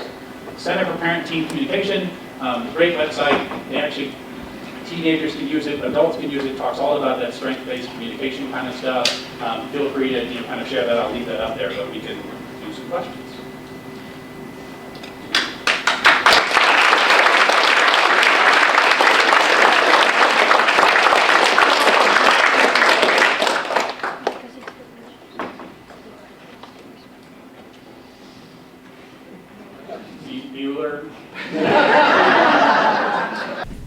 Okay, so these amazing young people are our youth action students in the middle school and the high school, and they're going to introduce themselves, and then Miss Marissa is going to tell you what their presentation is about, but it circles back to the wagon wheel. So they got the theme of what our morning was about, and now they're going to share different spokes on the wagon wheel that are important to them in the community. And I'm really impressed by some of the things they have. So with that, here's Marissa, and she's going to kick off this presentation. Good morning, everyone. I'm Marissa McGlynn. I'm a Raymond Coalition for Youth Action member. And first, I'd like to speak on behalf of everyone standing up here with me. We appreciate all of you taking the time out of your day to come and acknowledge and appreciate the work we do. And I hope you all continue to involve yourselves in your community because it really does make a change. During our presentation today, RCFY has decided to pick one person who we have seen help the youth and make younger age groups feel seen and make them a poster to show our appreciation for all of you. These are called wagon wheels, and I ask that all of you think of someone who makes a big difference in the life of your community and thank them for what they do. With that being said, we'll move on to introducing ourselves, and we hope you enjoy our wagon wheels. Thank you. I'm Marissa McGlynn. I'm a sophomore at Raymond High School. I've been in RCFY for 4 years, and I chose law enforcement for my wagon wheel split. My name is Lillian Allen. I am a senior at Raymond High School. I've been in RCFY for 3 years, and I chose school for my spoke. My name is Alice Peretti. I'm a freshman at Raymond High School, and this is my 4th year in RCFY, and I chose youth serving as my spoke. Hi, I'm Branson Ankowitz. I'm in 7th grade. I've been in RCFY for 2 years, and I chose healthcare. Hi, my name is Anna Kreis. I am a senior at Raymond High School, and I've chosen civil and volunteer organizations for my groups. Hi, I'm Karina Lombard. I'm in 8th grade. This is my 2nd year at RCFY. I've chosen Art Ones as my spoke. Hello, I'm Maddie Doopy. I'm a sophomore. I've been in RCFY for 6 years, and my spoke for the wagon wheel is faith and church. Hello, my name is Kimberly Anderson. I am in 8th grade. This is my second year of RCFY, and I chose my parents as my wagon wheel. Hi, my name is Xavier Wenzel. I'm a junior, and this is my 5th year in RCFY, and I chose businesses. Hi, my name is Isaac Donnie. I'm in 6th grade, and this is my first year in RCFY, and I chose Branson Nicholas. Hello, my name is Tyler Richards. I'm in 6th grade. This is my first year at RCFY, and I chose Branson Nicholas. Hi, I'm Riley. I'm a sophomore. This is my second year in RCFY, and I chose substance misuse professionals as my wagon spoke. My name is William Saunders. This is my 3rd year, and I'm a junior, and I chose John Harvard as myself. My name is Jasmine Solomon. I'm a freshman, and this is my first year. John Harvard has been a member and chairman of the Raymond School Board since 2006, making him an important member of the town and schools for over a decade. He's lived at Raymond since the age of 3, and has even been on the middle school building committee. He has a son, Ethan Harvard, who is now a part of Raymond Coalition for Youth, and will be his legacy to helping the town out. I chose RCFY as substance misuse professionals. We educate youth on the risks that substance misuse or youth can cause to the community. We also provide a safe space for students to talk about or speak out against substance misuse or use. We also do things for the community, like Operation Cleanup. I chose Branson Nicholas because Branson is a great peer, because he is always kind, nice, responsible, respectful, and honest. He also does RCFY, so he's a great friend all around. Branson is also a great role model and very helpful to his peers. He's in student council, band, RCFY, and he volunteers a lot. A business that helps the community in many different ways, but just to name a few, is Pizza by George. Pizza by George helps the community by giving us pizza for free to give out at Family Fun Night. And then also after Sticker Shock, we gave them stickers to put on the pizza boxes to help spread awareness about giving alcohol to minors. There's always been a duo that has safety and been our role models in life. They have always helped me when I've had difficult times. My mom, Samantha Anderson, has always helped me set boundaries and has always been my friend and my mother. She is that one person, no matter what problems I have, I always go to her when she has a hard time. I try and help her like she has helped me. My father, Roger Anderson, has always made me laugh and has been my hero and my protector. I have loved him all my life and has inspired me to join RCFY as well as my mom. Together they are an unstoppable duo and have always made me love myself and learn how to love others. Together they are a perfect pair and have done a great job helping me in my life and preparing me for the future. I love them as much as anyone could love possibly. I could never hate them, even though sometimes I say it but I'm in a mood. I love them with all my heart. Thank you guys for listening to everything. For faith, I have chosen to talk about the Methodist Church, which has been helpful to the youth and their families for a long time. They run food organizations to feed financially challenged families, such as in front of their church is a food donation cabinet for others, and they also run an event called End 68 Hours of Hunger, where they keep all their food they have in different rooms of the church, where they bag them and give them to schools for the kids. And 68 Hours of Hunger feeds aged youth on the weekend. I have chosen to talk about Art Warrenski. Art Warrenski is the vice chair of the cable committee. Art Warrenski helped film my youth action group and our film project for the annual 2024 Film Festival at the Texas Music Hall. In my opinion, and probably other participants in the youth action program, he is an amazing, talented, patient with us and listening to our ideas. The civil and volunteer group that I have picked that supports local youth is One Sky Community Services. One Sky is a volunteer-based organization that assists people with developmental disabilities and brain disorders and helps them to live as valued members of their communities. I have volunteered on One Sky on numerous occasions, and my mother is president of their Family Support Advisory Council. As volunteering has become a large part of my life, One Sky was one of the first opportunities I was given to volunteer, which I am very grateful for. I chose the Lamp River Healthcare. The Lamp River Healthcare is important to the community because they make sure everyone is healthy and has what they need. They make you feel comfortable when you get a physical, And if you're sick, they'll help you get better. They help youth by having a teen clinic to educate and help teens with their physical and mental health. The goal is to prevent disease, provide confidential, reliable health information, and encourage teens to continue taking care of their health. They also have counseling, drug prevention, pregnancy prevention, and many more. One youth-serving organization that supports me and other youth members is New Hampshire Teen Institute. There are multiple overnight camp programs as well as other workshops to help to support the youth by providing them with team building and important life skills, along with helping them to recognize problems in their own communities and help them develop a plan on how to improve upon them.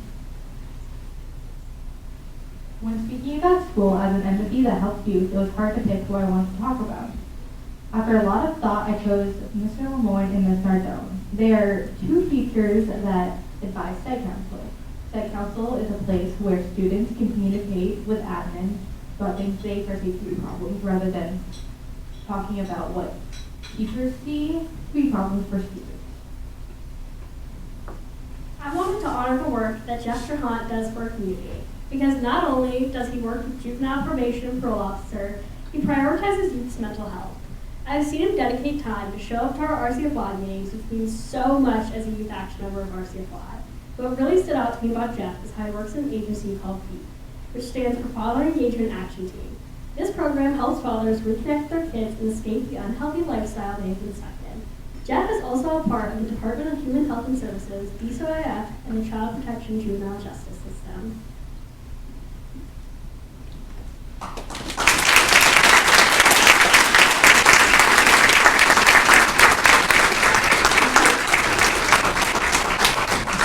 How many of you were surprised in the room? A few of you. So they chose all of their organizations and people on their own. Ms. Baker and I didn't have anything to do with that. But I think I would like to give a shout out to Ms. Baker for all of the work that she does with all of these young people each week.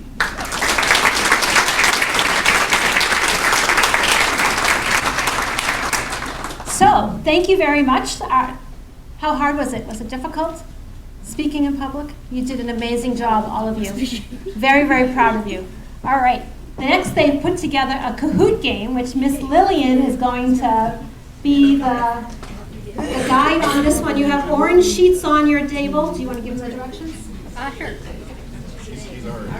You can stand here, or you can sit down, whatever you like. Or you can help at a table if you like.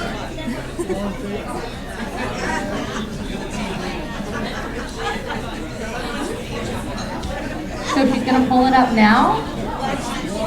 Oh, people are already in it. Okay. Okay.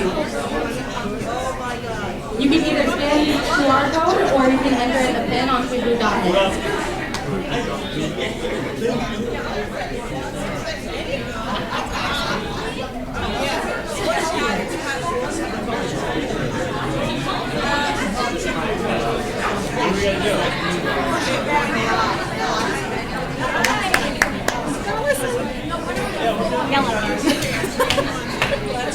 Okay, I don't want to be rude. Is everyone starting to get in? Does everyone have their instructions?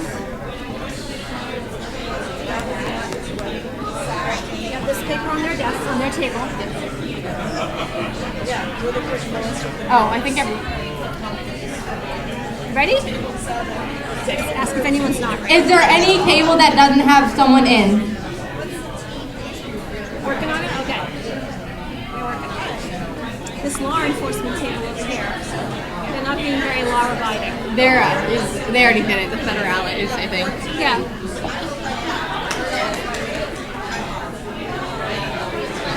All right. Oh, Kermit the Frog.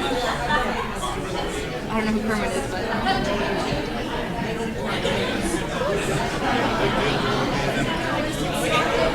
Huh? Does everyone have someone in the game? Yes? Okay. We will start then.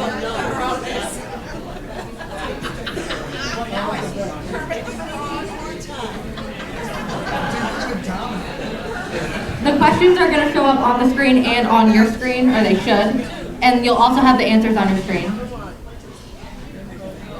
What does the acronym RCFY stand for?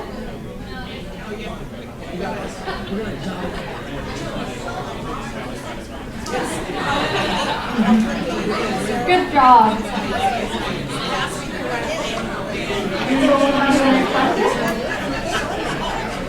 This is the current leaderboard. We tied.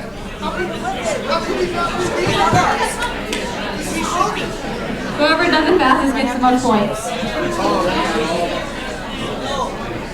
What year was RCFY established?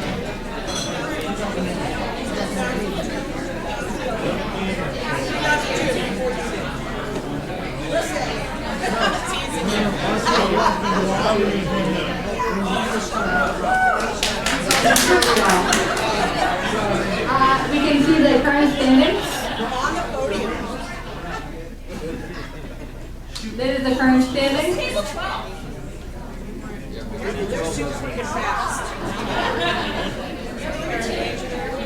What is the active ingredient in the marijuana plant that produces a high and in some cases even psychosis?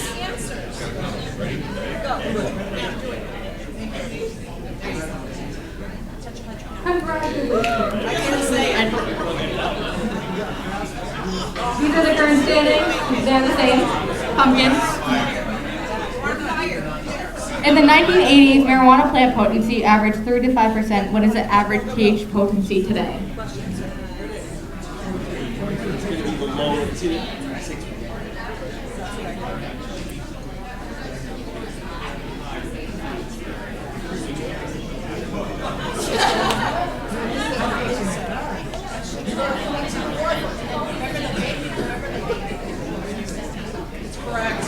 Congratulations. That's right.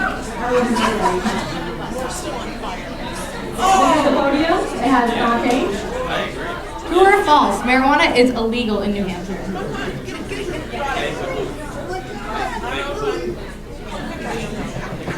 The old lady's doing good. It is true. It is illegal. Wi-Fi problems. It still has not changed, I don't think. Has it? What is a 24-hour suicide hotline? Senator Hassan said it earlier. Congratulations, everybody. Celeste knew this about what you all did. This is the leaderboard. True or false? If an adult is caught with a small amount of marijuana, up to 3/4 of an ounce, they will go to jail. Good job, everybody. Oh, okay. An adult caught with a personal amount of marijuana, not more than 3/4 of an ounce, would get a summons to pay a fine for what amount? Well, in Massachusetts, I know what it is. Come on. Oh, yes!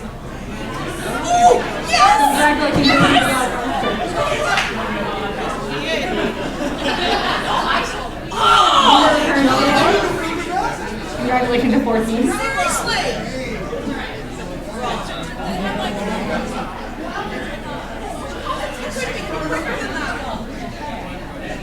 The pH potency in today's marijuana products can be as high as what percent? Got it. Come on. Teach that shit.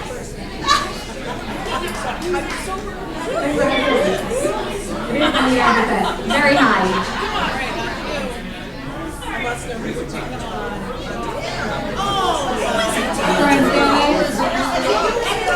Are you guys looking for Team Pumpkin.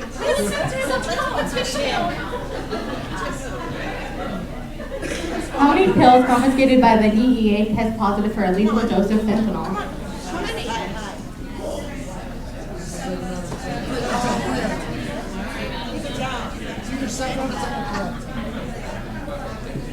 I remember. It is 7 out of 10.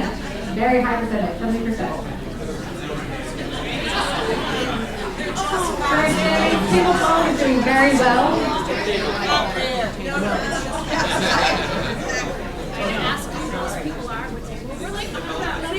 Oh, who is the pumpkins? Us.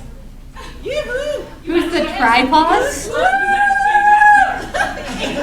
is table John Harmon? Okay.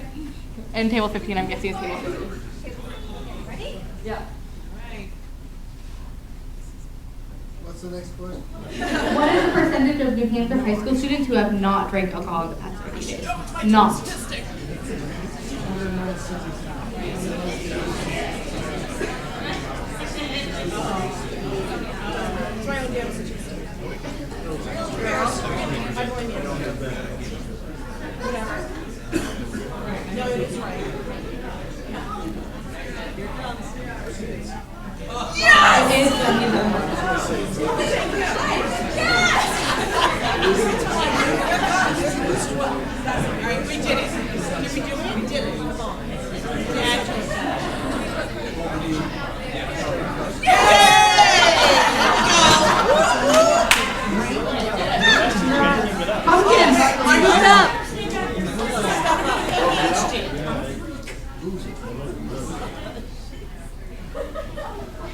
Which one of these are RCFY events?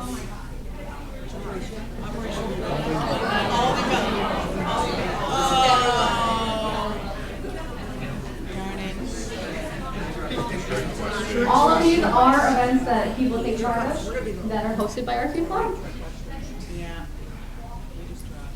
Kids are keeping you on your toes. They're all these questions.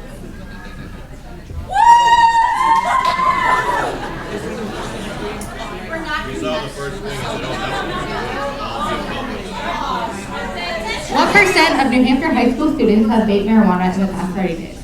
Have.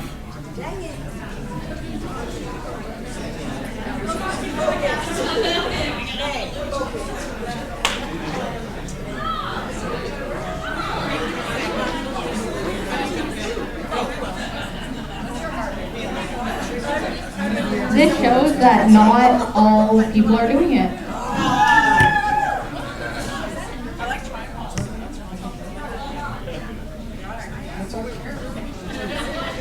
What is the DEA medication take back day? We said this earlier.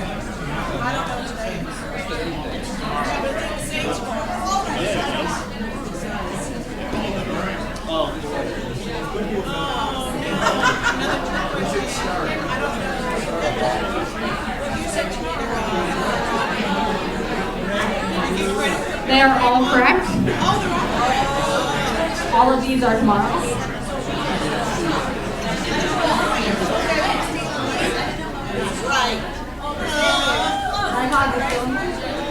What is RCFYU's favorite snack?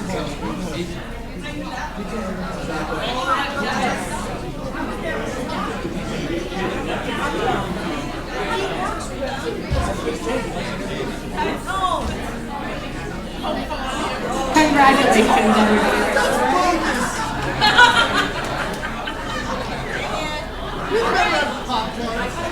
It is Pop-Tarts. Every meeting. This is the podium now? Tripod got #1. Congratulations.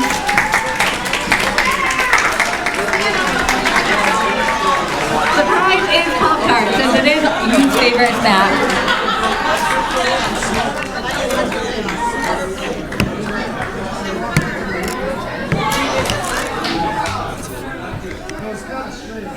Congratulations, everybody. You all did really well.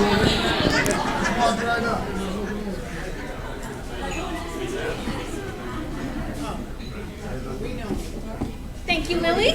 You did an amazing job corralling all of them. Was that fun? It was fun to engage the young people and the information that they wanted to make sure everybody in the room had. So they put that all together. They did a great job. So the next part of our morning is our recognition for awards for our community leader. Is that Pat? I have Pat and Deb and Ava. Can you come up? They're giving out the awards. Want to come up all together? Ava, Miss Ava. Here's the clicker. We're way out of order here.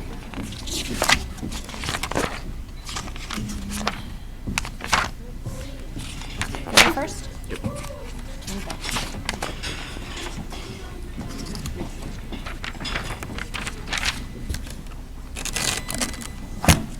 So the first award we're going to give out is the Greg Zavinsky Community Partner Award. This is just a quote: "A leader by its meaning is one who goes first and leads by example, so that others are motivated to follow him. This is a basic requirement." Greg worked for the Walmart Distribution Center and was also a member of our board. He would do everything he could. Whenever he found out there was a problem in the community, he would do everything he could to try to solve it. He is greatly missed. He is greatly appreciated for everything he did. This is a list of our past winners. I'm not going to read all of them. You can read them yourself. In the meantime, I'm going to read a little speech before I announce this year's winner. So the Greg Zavinsky Community Partner Award. Greg was a long-standing member and supporter of RCFY. He was a board member committed to the mission and a valued member of the team. Today, our Community Partner Award goes to a person who has been a member of RCFY for several years, but the organization that has been a part of RCFY for over 15 years. Today, we want to thank Ben Williams and the New Hampshire Liquor Enforcement Agency for being a valuable member of our RCFY board. Ben joins our monthly RCFY meetings and shares information and resources to help guide our work at a local level. He is an advocate for prevention efforts by raising awareness, sharing information, and helping to limit access to alcohol to help protect our young people. He is the person we can call when someone reports a store selling tobacco products or alcohol to minors to open up an investigation. New Hampshire Liquor Enforcement has worked with RCFY to raise awareness to the drinking age being 21 and reminding people not to provide to a minor. We do sticker shock with our Youth Action members twice a year, and our pizza shops put stickers on the boxes too. It is through these relationships and efforts that the work we do is stronger and helps move prevention forward. Today we are honored to recognize Ben and the New Hampshire Liquor Enforcement Agency. Thank you so much. Appreciate it.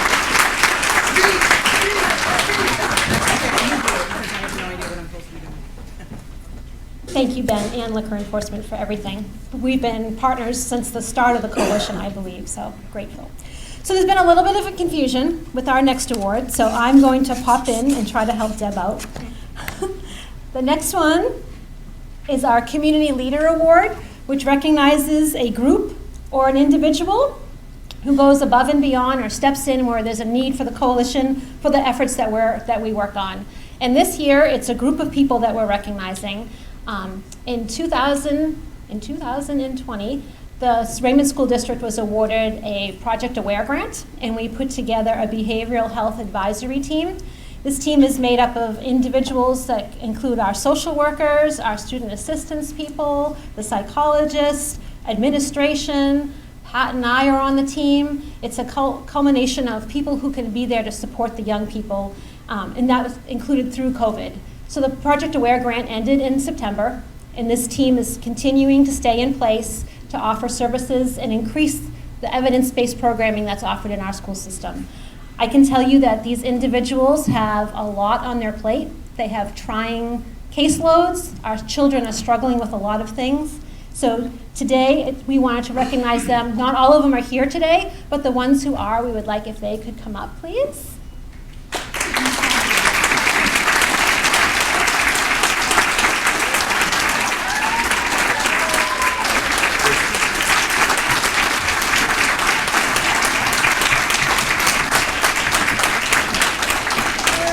These are like the angels in the school district who are there for the children in most needs. So we're very grateful for all of the work that they do. Thank you.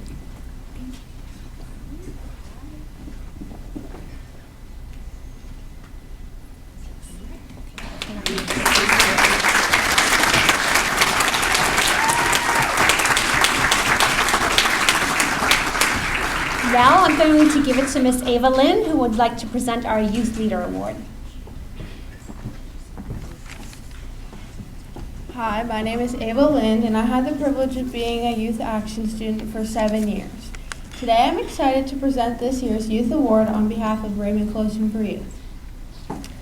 For 3 years, this member has been a dedicated member of the Youth Action Group, meeting weekly to create healthy and fun activities and educate others and ensure that young children have positive adults they can go to. She began a bit shy about public speaking, but has grown into a confident advocate and is always ready to support our mission. She is always volunteering and contributing to events like Family Fun Night, Summer Fun Series, Wellness Fair, and so much more. Her journey is a testament to determination, and we are incredibly proud of her. Please help us congratulate Lillian Allen on this award.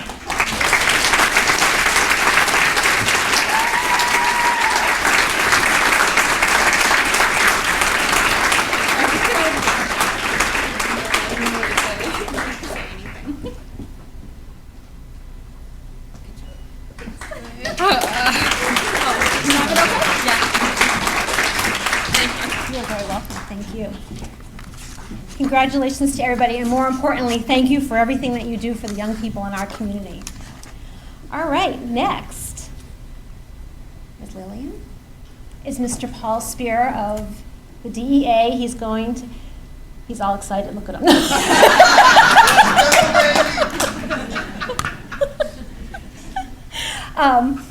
Paul is with us this morning, and he's going to be one of our closing acts, so no pressure, Paul. All right, let's do it. Take my picture off. I know. You'll be fine. All right. You'll be good. I have confidence in you. Good morning, everybody. I actually really like this event. This is the second time here at the event, and I love it. And one of the things I really like about the event, and one of the things I really like about the Raymond Coalition, is the manner in which it uses some of the statistics and data to sort of drive what they're going to do next, what the youth needs. And how we can help as adults. And at the DEA, we are doing the same thing. We are taking data and we are using it strategically in targeting the locations, the types of investigations, the types of drugs that we need to help make New Hampshire and the country a little bit safer place. And so when we did that here, we found that fentanyl is still king. But with that being said, there is a huge rise in stimulants. So today what I am going to present on is the current drug threat here in the state of New Hampshire. Now going back to that data for a second, that data indicated that we at the DEA need to focus our efforts on some of the more rural and underserved communities in our state. As you understand today, we are facing, I would say, a crisis in law enforcement. It is super difficult today to recruit and retain officers. People in 2024 don't want to be police officers and federal agents like the way they once did. And when you have communities and you have police departments that are less than fully staffed, one of the first things to go are proactive law enforcement type activities like proactive drug investigations, which is what the DEA does, and thank goodness we do it pretty darn well. So from Coas to Cheshire, Grafton to Hillsborough, we learned, like mentioned, fentanyl is still here, but there's a new issue in town. So as it relates to fentanyl, for 2024, the DEA sees more fentanyl in 2024 than it did in 2023 here in New Hampshire.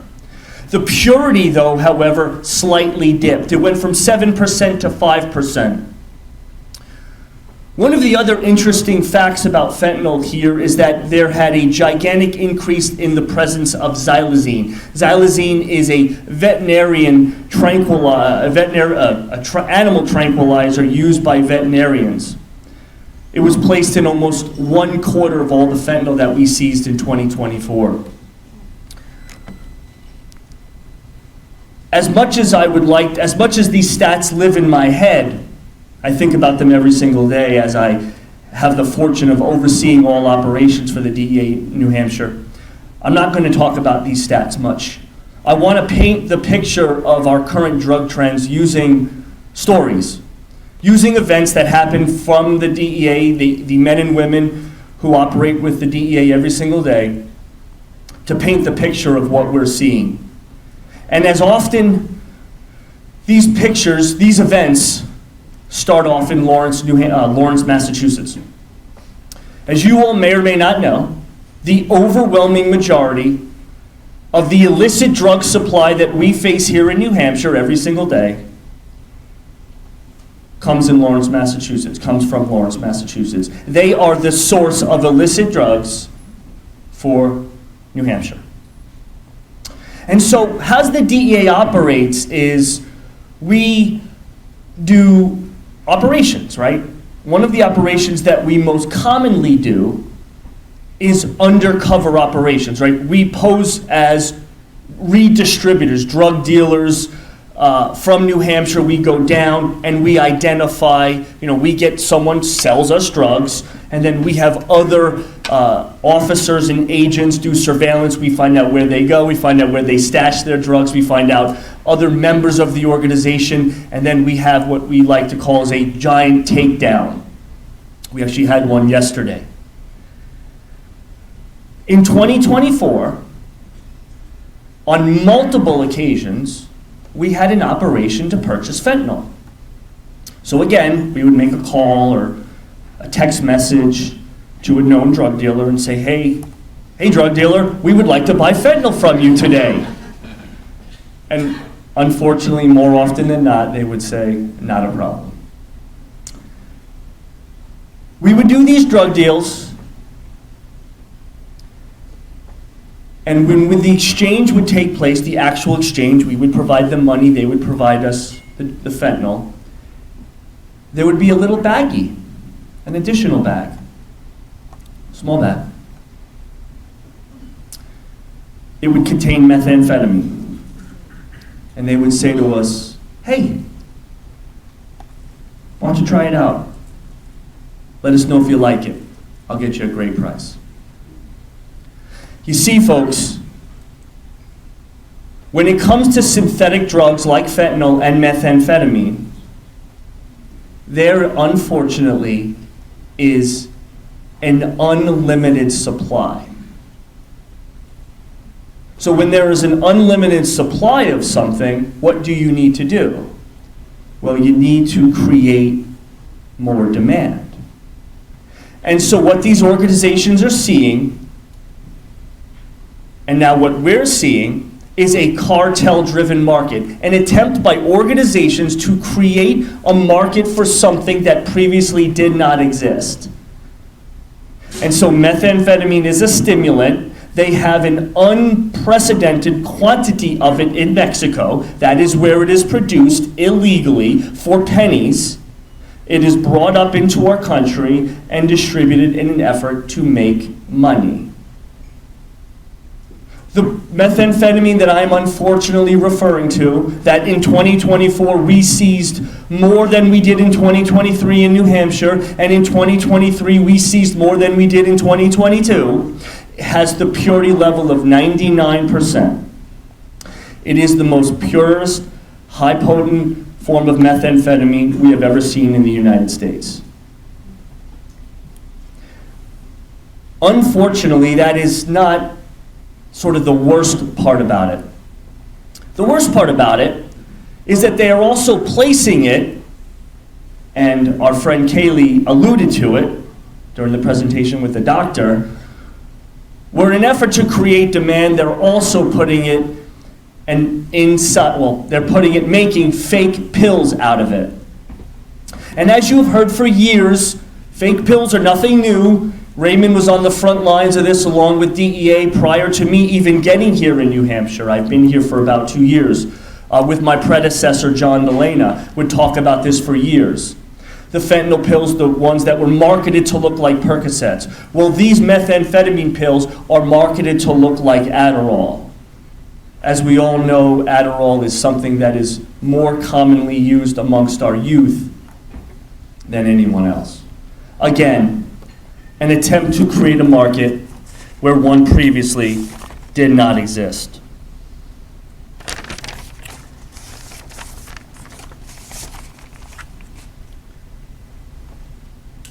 I have another story. This story started in June of 2024. We get a call from a local chief, very small police department, says, hey, I have a problem. We had an individual who overdosed and survived. and they want to turn their life around. Well, that's not a problem. This is awesome. Is there anything we could do to help? He says, well, one of the things that they want to do on their road to recovery is they want to give back, help police, and they want to provide information on the individuals that supplied them the almost lethal drug. Okay? As I mentioned in the first part of my speech, that police department didn't have the ability, didn't have the personnel to be proactive and do those investigations, so they asked for assistance from the DEA. The answer is always yes. So we said yes. Investigators met with this individual, and that individual provided some insight. Provided insight on a drug dealer that would sell pills, and they were highly potent. No problem. So, day to day, I have to be honest, the DEA focuses on organizations based in Lawrence that are directly connected to cartels in Mexico, and so this investigation, while interesting and has a community impact, didn't really stand out to me. The investigators go and do a couple of controlled purchases from this individual, which means they buy drugs, just like we talked about. Hello, drug dealer, I'd like to purchase from you. That sounds fine. How's 4:30? 4:30 works great. I'll see you then. Purchases happened, and I have to be honest, I forgot about it. So one day, the head of this group, right, DEA operates in groups, comprised of about 8 to 10 agents and officers. Guy comes in, says, hey, we have a problem. Okay. Do you remember that investigation that we talked about? Yeah, where, the person overdosed and lived and they wanted to cooperate, yeah. The drugs we bought, they're not illegal. Okay. You see, folks, in 2024 and in 2025 and in 2026, synthetic drugs are the way things are when it comes to illicit drugs. These organizations are going to alter the chemical compositions of drugs, making things legal or illegal. This particular purchase was of a drug called anitazine. I run the DEA, and I barely heard of anitazine. Anitazine is a class of synthetic opioids, much like fentanyl, just as powerful as fentanyl, depress the respiratory system, just like fentanyl, and was legal. This particular nitazene, funny enough, was scheduled, emergency scheduled, which is a really, well, actually it's not really that big of a way, but it's a way of making something illegal while it goes through the process. So that story sort of has a happy ending. That the drug became illegal. We bought more from that individual and arrested that individual and seized a bunch of pills containing isonitazine. That story is not special. What is special is the fact that this is not going to change. This is how the illicit drug system will work from this point forward. Chemicals will be used, chemicals will be slightly altered to make drugs cheaper, more potent, and in a way deadlier in an effort to drive addiction. You know what else, though, doesn't change? You all. I've been in 5 offices for DEA in 6 offices in 5 different states. I've lived all over the country, and I've lived in different parts of the world. I've never seen a community like I see here in New Hampshire. I am beyond honored to be just a small part of it. And what you guys do on a daily basis matters. What you guys do on a daily basis has already made a difference. You guys are beyond special, and you all deserve an applause.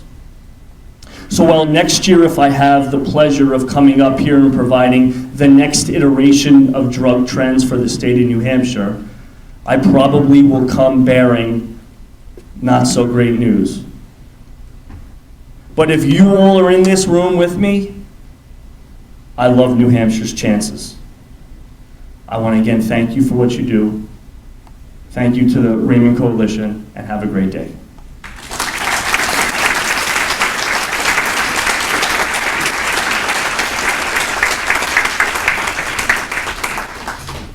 I want to take a few moments to thank you all for attending our morning programming, and thank you all for being a part of the team working together that is the Raymond Coalition for Youth.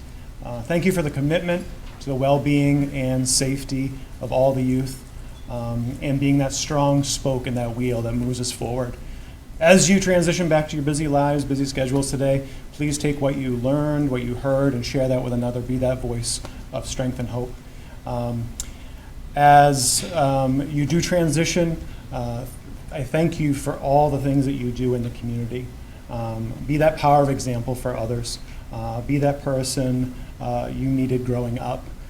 If you are part of the afternoon program or the late morning programming with Tanya Govier, we will start that promptly at 11. You have some moments to get up and stretch, get coffee, tea, use the facilities. But thank you again for being a part of this organization and doing the great work that you do in the communities. Thank you very much.